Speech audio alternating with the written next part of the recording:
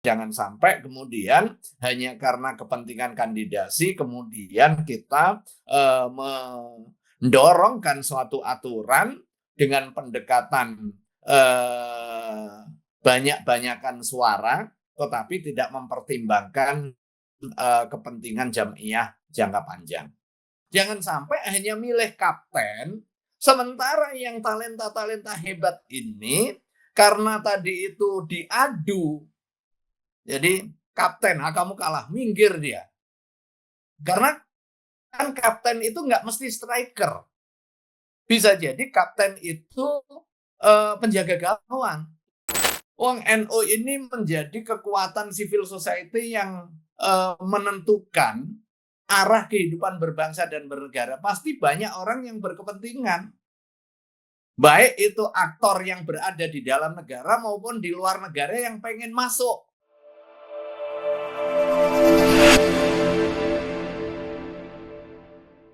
Yuk, mulai gimana ini persiapan dari tim materi katanya sudah selesai, sudah 100% yang akan dibahas dalam muktamar. Kira-kira poin-poin apa sih yang baik secara umum maupun nanti detail-detailnya. Silakan. Ya, alhamdulillah di antara materi-materi muktamar yang ke-35 ini yang paling dinamis adalah materi terkait dengan komisi organisasi, di mana salah satu pembahasan krusialnya adalah terkait dengan perbaikan anggaran dasar, anggaran rumah tangga, kemudian penyusunan draft tata tertib muktamar dan juga tata tertib pemilihan. Nah, ini seiring dengan dinamika kandidasi dan juga kontestasi yang bisa jadi terjadi tarik-menarik untuk kepentingan yang bersifat sektoral dan juga subjektif. Karena itu kami pimpinan komisi organisasi di panitia muktamar ke-35 ini membangun satu komitmen ya, bagaimana pembahasan masalah-masalah di muktamar, khususnya masalah-masalah krusial yang menjadi atensi dari seluruh muktamirin, termasuk juga para calon yang hendak mengikuti kontestasi ini, tetap berpedoman kepada prinsip-prinsip umum yang menjadi panduannya. Saya waktu itu rumuskan ada 5 panduan umum ya, bagaimana draft AD/ART ini dibahas untuk memperoleh persetujuan muktamirin. Yang pertama, anggaran dasar itu menjadi fondasi di dalam kita berjam'iyah. Karena itu, sedapat mungkin mengatur hal-hal yang bersifat strategis dan juga bersifat umum, isinya tidak lekang oleh waktu. Sedapat mungkin pengubahan itu berorientasi kepada kemaslahatan jangka panjang. Sementara hal-hal yang bersifat detail itu diatur di dalam ketentuan peraturan yang ada di bawahnya. Yang kedua, muatan AD dan juga ART tentu harus adaptif ya terhadap perubahan lingkungan strategis, menyerap tuntutan modernisasi organisasi, kemudian basis digitalisasi, itu semua harus diserap dan ini menjadi bagian dari komitmen al-akhdhu bil jadidil aslah. Tetapi jangan lupa perubahan itu harus tetap berdasar kepada mabda jam'iyah kita, khususnya muqaddimah qanun asasi. Kemudian yang berikutnya, poin yang tidak kalah penting adalah ada akomodasi terhadap seluruh sumber daya di lingkungan Jam'iyah Nahdlatul Ulama. Bagaimana ketentuan peraturan Jam'iyah ini melihat keragaman keanggotaan keragaman kondisi jam'iyah dari PB hingga ke ranting, bahkan ke anak ranting, keragaman latar belakang mulai dari latar belakang sosial, latar belakang ekonomi, latar belakang pendidikan. Ada yang profesor, tetapi ada juga yang sama sekali tidak mengenyam pendidikan formal. Itu semua harus diserap. Pembahasan tentu sedapat mungkin mencari titik temu. Sementara kalau yang furu'iyah, yang bersifat partikular, itu perlu kita minimalisir.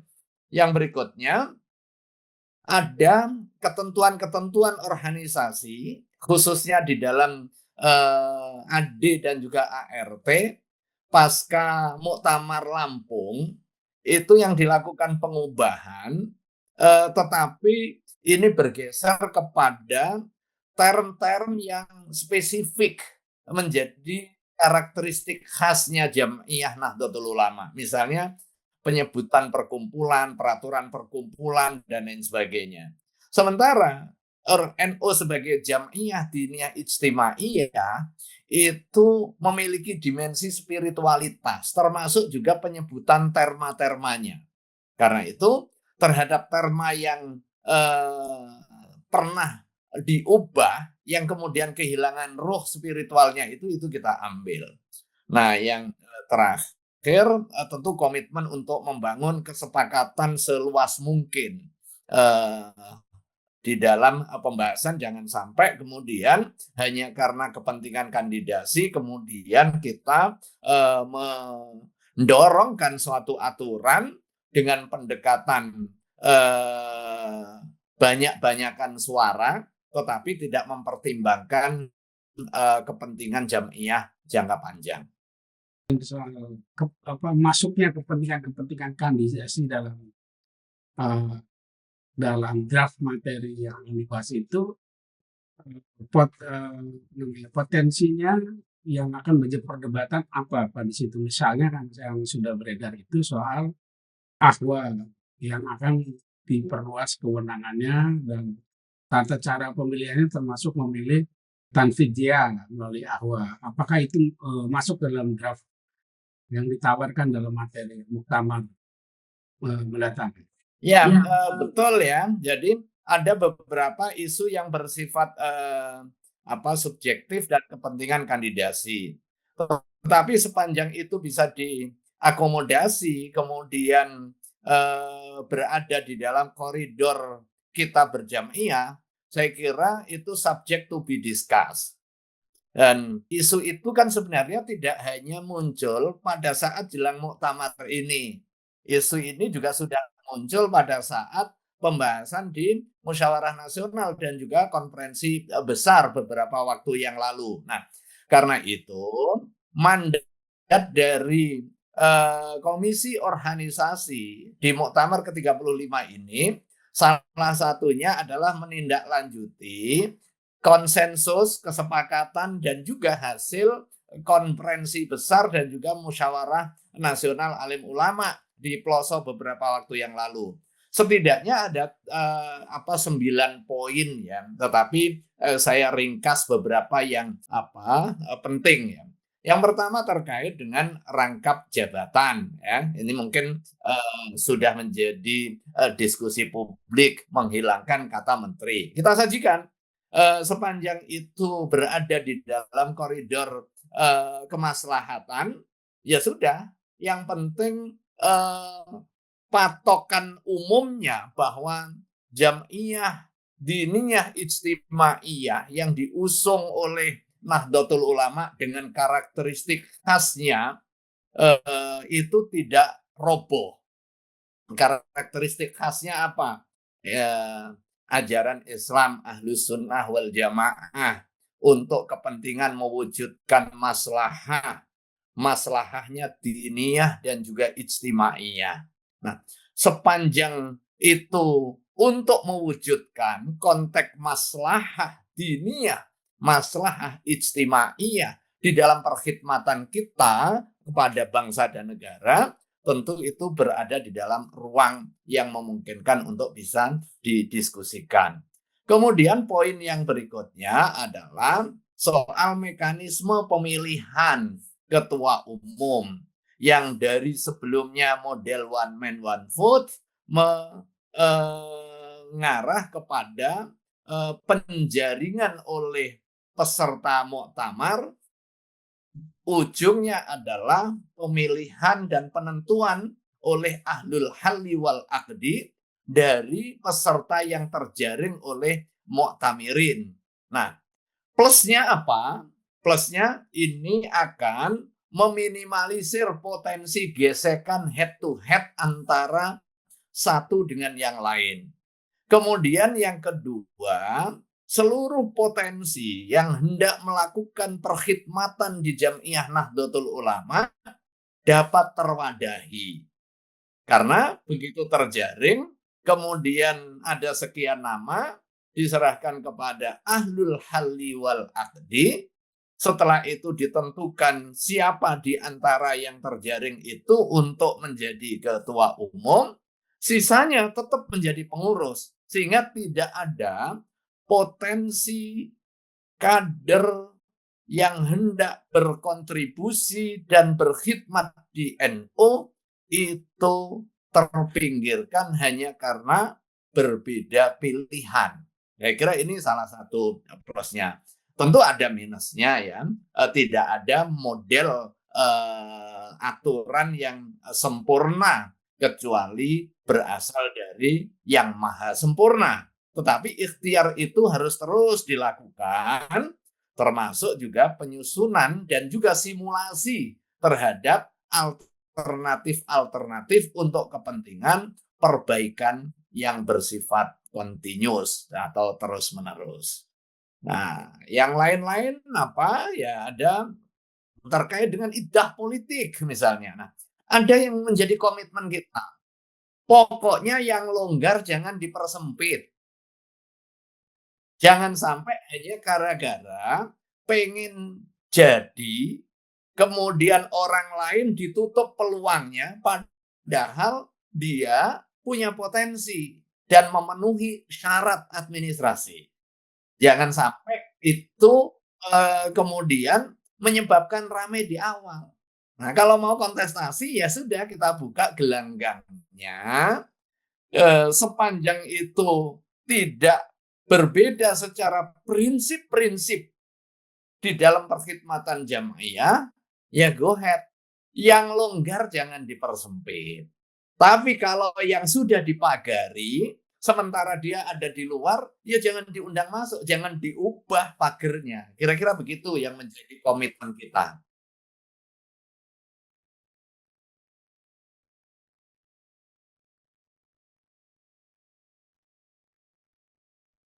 Itu untuk kepentingan kandidasi justru disampaikan, tidak murni untuk misalnya untuk untuk menjegal yang lain gitu, Prof. Niam. Jadi memang usulan Ahwa ini dianggap sebagai jalan bagi kandidat lain untuk dia lebih bermudah. Jadi kasarnya dalam ininya eh, dia tidak akan berani one man one vote sehingga membuat memanfaatkan konsep ini gitu. Kalau pandangan ini gimana, Prof? Ya, ya, memang model-model pemilihan itu pasti ada plus, ada minusnya. Ada konsekuensi-konsekuensi. Akan tetapi kita akan terus belajar dari apa? Dari pengalaman. Bahwa model pemilihan melalui ahlul halli wal aqdi ini bukan sesuatu yang baru juga. Sebagaimana model pemilihan one man one vote yang sudah berjalan itu juga sudah berlaku sekaligus juga punya sejarahnya. Artinya dua model ini adalah sesuatu yang dari sisi basis akademik ini memiliki basis legitimasinya. Kemudian dari sisi praktek ini juga sudah ada sejarahnya. Bahkan di dalam praktek siasah Islamiyah, di dalam praktek politik Islam, itu ahlul halli wal aqdi juga diterapkan dengan beberapa model serta modifikasi dari model itu. Apakah itu dipilih oleh ahlul halli wal aqdi dari, nah ini misalnya ya, dalam konteks Rois Am misalnya ya, apakah dari anggota ahlul halli wal aqdi saja, atau boleh di luar ahlul halli wal aqdi, atau bahkan ahlul halli wal aqdi nggak boleh memilih dirinya. Nah, misalnya kan, itu kan soal tata cara. Tetapi pemilihan model ahlul halli wal aqdi itu sudah memiliki kesejarahan baik di dalam politik Islam maupun di dalam model pemilihan di Jam'iyah Nahdlatul Ulama. Nah, pertanyaannya, kenapa sekarang kemudian ada kecurigaan?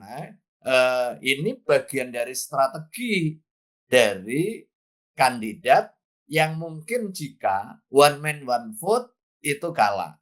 Saya kira terlalu spekulatif juga, kan kita juga belum tahu ya kondisi. Tapi usulan soal ahlul halli wal aqdi ini kan sudah cukup lama. Bahkan sudah sejak di Muktamar Jombang itu sudah dijadikan keputusan yang kemudian ditunda. Di Lampung nggak sempat lagi karena ada komitmen seluruh pembahasan termasuk soal ADART itu harus melalui mufakat, nggak boleh ada voting. Voting hanya boleh terkait dengan orang. Nah, sehingga nggak terbatas. Kebetulan waktu di Lampung kan saya mimpin sidang mulai awal sampai akhir. Nah, hari ini menjadi salah satu momentum untuk melakukan evaluasi dari model pemilihan yang sudah berjalan. Ada dinamika penculikan, pengkarantinaan, kemudian muncul fragmentasi dan juga potensi kehilangan kader terbaik hanya karena persoalan kontestasi yang sangat keras. Kita bisa lihat di Jombang, kelompok yang kalah nggak masuk padahal punya potensi untuk bisa berkhidmat di NU. Kemudian di Lampung juga begitu. Ini dua. Nah, momentumnya hari ini pas. Kandidatnya cukup banyak nih. Kandidatnya kan cukup banyak sehingga fragmentasi nggak head to head, nggak terlalu keras. Ini mumpung lagi proses soft. Nah, ini perlu disampaikan dan keputusan ini sudah menjadi mandatnya Musyawarah Nasional. Alim ulama dan Konbes di Peloso beberapa waktu yang lalu. Saatnya kami di tim materi menyajikan menu untuk dikunyah, untuk dibahas, dipilih dan diputuskan yang terbaik menurut Muktamirin nanti. Yang penting nggak usah gontok-gontokan. Kira-kira begitu poinnya. Mens reanya, niat baiknya kan memang bagus dari awal. Kan Gus Dur kan Stanford dipilih Ahwa juga gitu. Sudah diputuskan pada Muktamar Jombang dan waktu itu akan diterapkan pada muktamar berikutnya di Lampung, tapi ternyata nggak jadi juga. Tadi seperti ceritakan Prof. Ini sebetulnya apa yang membuat Muktamirin masyarakat ini sulit sekali konsep yang bagus ini diterima oleh Muktamirin. Apa ya penyebabnya kira-kira? Apa kepentingannya yang menghambat itu? Atau bagaimana ini meyakinkan dari tim materi supaya ini bisa diterima secara lapang dada itu tadi? Gimana, Prof? Ya, saya orang hukum. Jadi ada dua dimensi di sini. Bisa jadi hukum disusun baik menurut penyusun, berorientasi kepada kemaslahatan. Tapi tahap berikutnya adalah meyakinkan orang bahwa ini adalah baik. Nah, itulah tugas dakwah. Karena itu memang butuh sosialisasi, butuh pemahaman utuh bahwa ini bukan hanya sekedar untuk kepentingan kandidasi jangka pendek, tetapi ini adalah untuk kepentingan keberlanjutan soal perkhidmatan jam'iyah kita.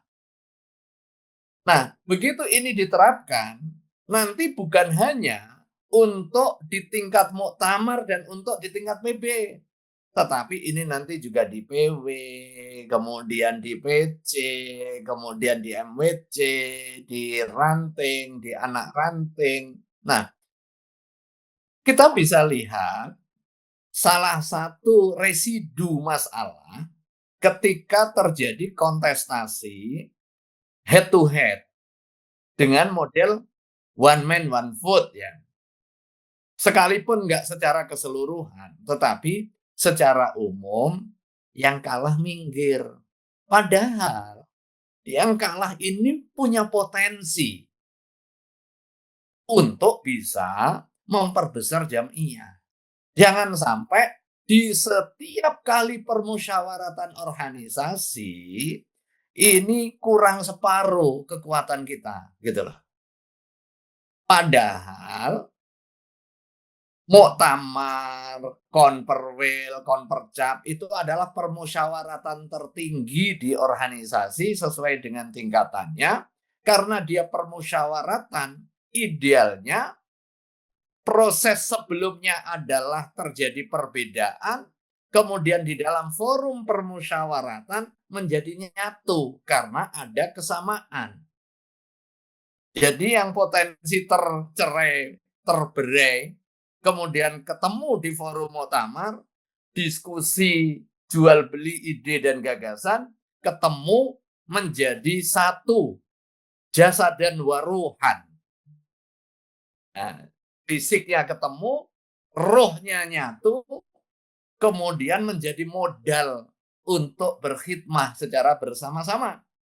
Tapi dengan bukan satu-satunya, salah satu model pemilihan yang membelah ini menyebabkan permusyawaratan organisasi yang semula berangkat bareng, kemudian beda pilihan, sehingga pulangnya sendiri-sendiri. Jadi pengurus akhirnya terbelah, yang kalah minggir, nggak mau atau nggak diajak. Karena apa? Karena ada rasa kecewa dan juga sakit. Nah, itu perlu dievaluasi. Nah, evaluasi itu apakah dengan model pemilihan yang diubah atau mentalitas penyelenggaraan permusyawaratannya yang diubah, itu yang perlu kita diskusikan. Dan salah satu alternatifnya adalah disajikan model baru, yaitu melalui ahlul halli wal aqdi. Asumsinya pemilihan yang head to head itu menyebabkan keterbelahan dan berdampak kepada pengurangan potensi terbaik untuk berkhidmah di kepengurusan, diubah dengan model kolaborasi dan kebersamaan tadi. Muktamirin memilih siapa-siapa yang punya potensi, yang secara potensi melihat kader-kader potensial untuk bisa membawa jam'iyah ini 5 tahun ke depan. Direkaplah misalnya 5, diambil 9 besar atau 5 besar. Nah, diserahkan kepada ahlul ikhtiar. Dalam konteks ini adalah ahlul halli wal aqdi. Ini adalah raw material kami yang terbaik. Ini bahan baku terbaik untuk memimpin jam'iyah secara kolektif nanti. Nah, begitu terpilih, oke saya pilih satu ini di antara 9. Yang lain menjadi line up-nya. Nah, kira-kira kayak milih kesebelasan gitu. Jadi ada penjaringan talenta-talenta hebat untuk menjadi line up kesebelasan. Setelah itu diserahkan kepada coach, gitu kan. Kalau itu kan nggak bisa diserahkan kepada komentator. Diserahkan diserahkan kepada coach. Dipilihlah itu. Ini yang layak jadi kiper, ini yang layak jadi striker, ini yang harus jadi kapten. Nah, jangan sampai hanya milih kapten, sementara yang talenta-talenta hebat ini karena tadi itu diadu, jadi kapten, kamu kalah, minggir dia. Karena kan kapten itu nggak mesti striker. Bisa jadi kapten itu penjaga gawang. Iya, bisa jadi dia wingback. Nah, setelah itu diaturlah formasi dari talenta-talenta terbaik itu. Terima kasih. Ini kan sebenarnya sudah hasil penundaan ya yang pertama. Kemudian yang kedua, rumusan titik temu itu sudah dibahas di dalam tim materi yang akhirnya menjadi draft yang sudah disajikan ini. Jadi sebelumnya kan diserahkan kepada Ahwa. Sementara Mu'tamirin peserta kehilangan kesempatan. Nah ini pasti akan resisten kan? Loh, buat apa kami 5 tahun nunggu muktamar kok begitu muktamar nonton saja. Nah akhirnya enggak, mereka tetap vote. Tetapi vote-nya enggak satu. Kan yang dituntut itu adalah partisipasinya. Nah, partisipasi dari yang semula satu, dia bisa memilih lebih satu, kan lebih bagus. Ya kan? Dari yang asalnya one man one vote, kemudian diberikan ruang one man bisa 5 voters memilih atau 5 voting ya, 5 votes, 5 pilihan. Maksimal dia bisa milih 5. Dia bisa saja memilih 1 boleh, memilih 2 boleh. Ini salah satu model yang diusulkan. Nah, karena desain ini adalah sebagai evaluasi untuk kepentingan perbaikan. Dan jika dinilai bahwa ini baik, menunda sesuatu yang baik, tentu nggak baik kan? Sesuatu yang baik itu ya harus disegerakan. Di NU ini posisi ulama, kiai ini menjadi kompas moral. Disitulah salah satu kelebihan dan juga keuntungan Jam'iyah Diniyah Ijtimaiyah Nahdlatul Ulama ini dibanding dengan organisasi-organisasi yang lain.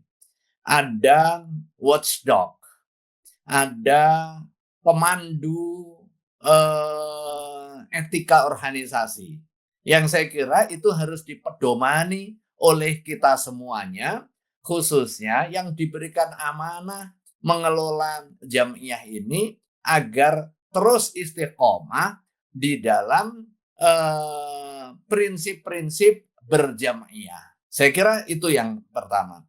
Kemudian yang kedua, kesan campur tangan, kesan kooptasi, kemudian kesan infiltrasi.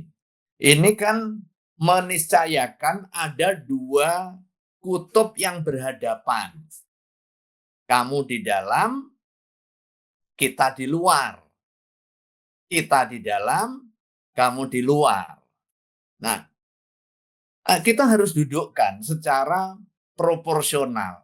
Di dalam konteks berorganisasi, urusan-urusan yang bersifat internom, ya urusannya internal. Sama dengan urusan beragama, kalau urusannya internom, ya ini urusannya internal, lakum dinukum waliyadin. Nah, di dalam konteks berorganisasi, ya lakum jam'iyatukum lana jam'iyatuna. Kita punya otoritas, punya otonomi, punya independensi di dalam konteks mengatur urusan dapur organisasi. Mengundang, meminta intervensi, saya kira nggak pas. Cuma ada isu-isu yang bersifat eksternom yang menjadi concern kita bersama. Presiden bagi kita NU di dalam konteks hubungan agama dan negara itu bukan orang lain. Karena itu adalah pemimpin tertinggi pemerintahan di mana kita Jamiah NU ikut mendirikan. Jadi bukan intervensi. Kalau toh misalnya ada kemudian presiden hadir, ini justru bagian dari sinergi dan juga kolaborasi karena kita menjadi bagian dari negara gitu. Kita bagian dari negara. Jangan kita disesatkan pikir juga seolah-olah kehadiran negara itu face to face dengan otonomi dan juga independensi organisasi, nggak serta-merta. Karena kita ini bagian dari negara. Kita hadir untuk berkontribusi di dalam kehidupan bernegara. Termasuk isu soal kontribusi kita mengoptimasi cakupan pendidikan dasar melalui pesantren, melalui dukungan terhadap sekolah rakyat, dukungan terhadap sekolah Garuda. Itu bukan kita membebek atau bukan karena kooptasi kita punya concern itu. Karena kita bersinergi. Urusan pendidikan adalah urusan kita. Maka itu dibahas di dalam muktamar ketika kita membahas isu-isu pemerintahan, isu-isu kenegaraan, tidak berarti kita sedang dikooptasi. Karena ini bagian dari tugas tanggung jawab kita semuanya. Jadi saya kira perlu juga berhati-hati, jangan sampai juga kita dibentur-benturkan. Sehingga apa? Sehingga kita dipaksa untuk opposite. Untuk di luar. Padahal kita ini bagian dari kekuatan sipil untuk menyukseskan tujuan pembangunan nasional dan negara. Kita ini bagian dari negara. NU ini menjadi kekuatan civil society yang menentukan arah kehidupan berbangsa dan bernegara. Pasti banyak orang yang berkepentingan. Baik itu aktor yang berada di dalam negara maupun di luar negara yang pengen masuk. Nah, kira-kira begitu. Nah, tinggal kita dewasa dan NU sudah memiliki kedewasaan, punya pengalaman berinteraksi dengan berbagai model jenis kelompok kepentingan atau vested interest yang seperti ini.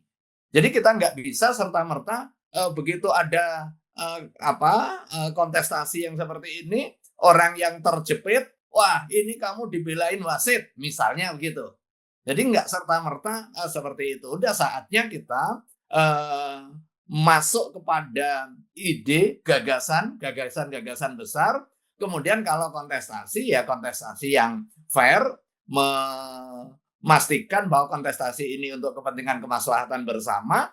Setelah selesai, ya kita bareng-bareng lagi. Dan ada contoh yang saya kira betapa arifnya kita di dalam mencari jalan keluar. Selalu ada jalan keluar terbaik yang bisa jadi itu awalnya nggak kepikiran. Ketika terjadi tarik-menarik antara pilihan A dengan B, nggak mesti milih A atau milih B, tetapi bisa B plus atau A minus atau C.